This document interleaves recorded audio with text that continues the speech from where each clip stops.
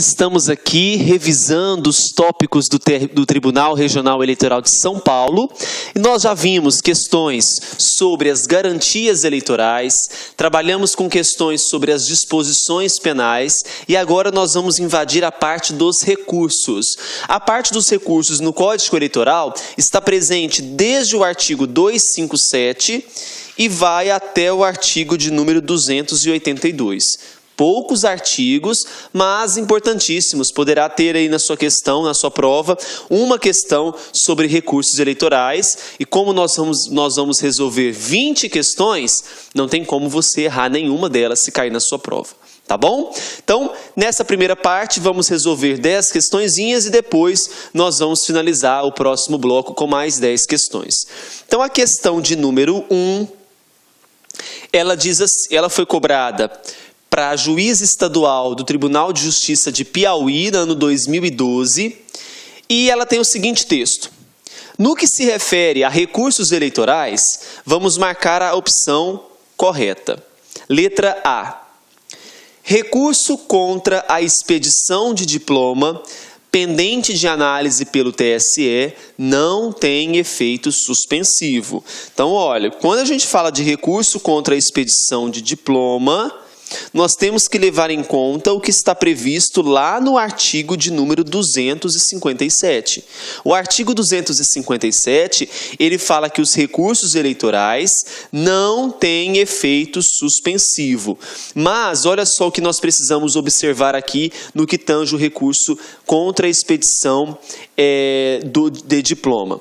Lá no artigo 262... nós temos o recurso contra a expedição de diploma caberá somente nos seguintes casos. Aí nós temos aí 4 possibilidades. O artigo 263, ele fala que no julgamento de um mesmo pleito eleitoral, as decisões anteriores sobre questões de direito constituem prejudicados para os demais casos, salvo se contra a tese votarem 2/3 dos membros do tribunal.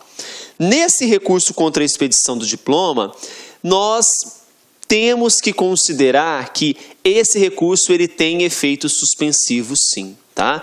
É uma das exceções. Lembra que eu disse na aula sobre recursos? O recurso contra a expedição de diploma é uma das exceções, porque ele tem efeito suspensivo. Então, a letra A está falsa, porque o recurso contra a expedição de diploma é a exceção. B. É vedada a juntada de novos documentos a recurso interposto contra decisão de juiz eleitoral. Falso. Contra decisões de juízes eleitorais é permitida a juntada de documentos. Tá? Olha só o artigo 267 do Código.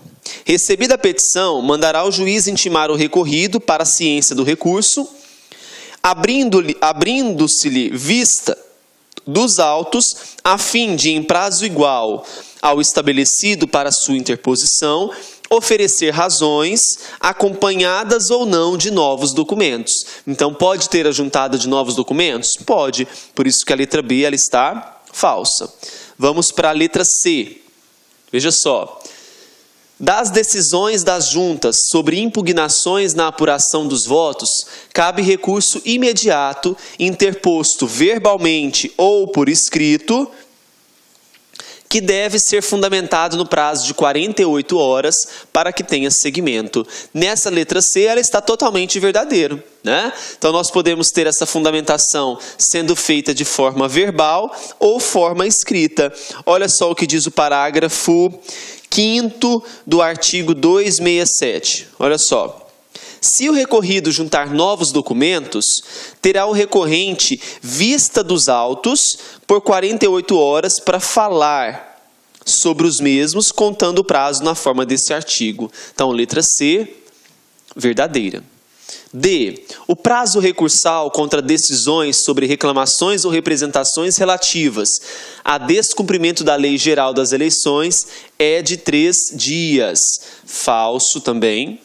E a letra E, em regra, os recursos eleitorais têm efeito suspensivo? Não. Em regra, os recursos eleitorais não terão efeito suspensivo. Mas aí nós vimos uma exceção. Qual foi a exceção? A do caso do recurso contra a expedição do diploma, que esse recurso contra a expedição do diploma tem efeito suspensivo. Por isso que eu digo, em regra, sempre importante analisarmos essa palavrinha, tá? Então, gabarito, letra C. Vamos para a questão 2 agora. A questão 2, ela foi cobrada no TRE de Tocantins no ano de 2011 para analista judiciário. Das decisões do Tribunal Superior Eleitoral que declararem a invalidade de ato contrário à Constituição Federal e que denegarem habeas corpus, caberá que tipo de recurso? Olha só, eu disse para vocês que há duas possibilidades, duas hipóteses de recursos do TSE ao Supremo Tribunal Federal. Não foi? Só para a gente poder recapitular, quais são essas duas hipóteses? Então, eu tenho aqui, só para a gente lembrar, do TSE para o Supremo Tribunal Federal, não é? A primeira hipótese é aquela decisão que contraria a Constituição Federal. Decisão que contraria a Constituição.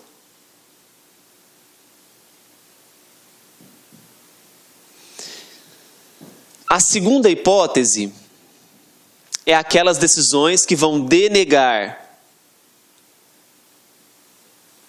habeas corpus ou mandado de segurança. Habeas corpus ou mandado de segurança. Para essas decisões, nós temos duas possibilidades de recursos. Para as decisões que vão contrariar a Constituição Federal, nós temos a possibilidade do chamado recurso extraordinário ao Supremo Tribunal Federal. Então, recurso extraordinário